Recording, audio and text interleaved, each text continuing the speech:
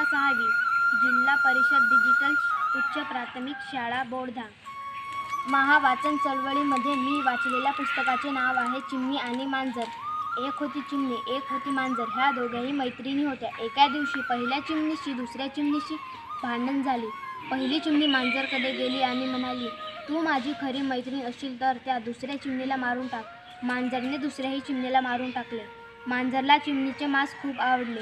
मांजरने पहिल्याही चिमणीला मारून टाकले। या कथेतून आम्हाला शिकायला भेटते की दुसऱ्याचे वाईट केले की आपलेही वाईट होते। पहिल्या पानावर दाखवलेला आहे पहिल्या चिमणीशी दुसऱ्या चिमणीशी कशी भांडण झाली आणि आखरीच्या पेजावर दाखवलेला आहे चिमणीला कसे मारून टाकले मांजरने। जय हिंद।